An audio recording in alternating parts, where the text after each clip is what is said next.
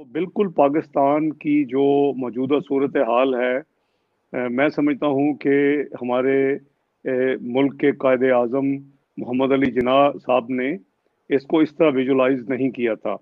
उनके आप इरशादात देख लें, उनकी आप तकारीर देख लें, उनका आप जो है मैसेज जो कौम को वो ऑफ एंड ऑन देते रहे अपनी वफात से पहले, वो को पाकिस्तान को कुछ कहीं और जगह देखना चाहते थे। कॉमिटी ऑफ नेशंस में एक बावकार, एक खुशहाल, एक खुद मुख्तार, एक आइन डिसिप्लिन पाकिस्तान।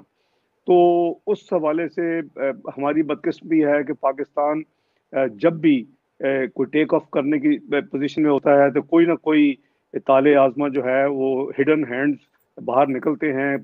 लोकल और जो बैरूनी पाकिस्तान के दुश्मन हैं, वो शायद उनके ईमा पर पाकिस्तान की उस तरक्की को रोक देते हैं। हमारे मुल्क में कई सालों से जो मार्शल के अदवार गुजरे हैं, और अभी भी दुनिया ये कहती है कि 20 सतह के बाद जब मियां नवाज शरीफ साहब को एक फ्लिमजी अकामा के बेस के ऊपर यानी डिस्क्वालीफाई किया गया, जो जूरिस प्रूडेंस कहती है, जो आपकी आइन कहता है, जो आपका कानून कहता है कि ये बहुत ही गैर यानी आईनी गैर कानूनी एक फैसला था, ये बुलडोज किया गया, क्योंकि हमारे मुल्क की इकोनॉमी कैश पर चलती है।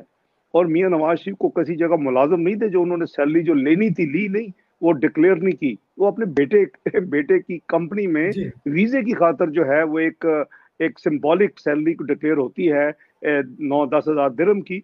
तो ये हमारी बदकिस्मती है कि पाकिस्तान जब भी टेक ऑफ करने लगता है, हम उसकी टांगे खींच ली जाती हैं। तो मैं समझता हूँ कि ये जो हमारी एक पैटर्न बन गया है कि अपने आइन के हदूद में रह के काम नहीं करना और दखल अंदाजी देनी, पाकिस्तान के जो इलेक्टेड वज़रा आज़म रहे हैं उनको अपने आइनी जिम्मेदारियां पूरी नहीं करने देनी। तो ये बड़ी एक दुख भरी दास्तान है पाकिस्तान का।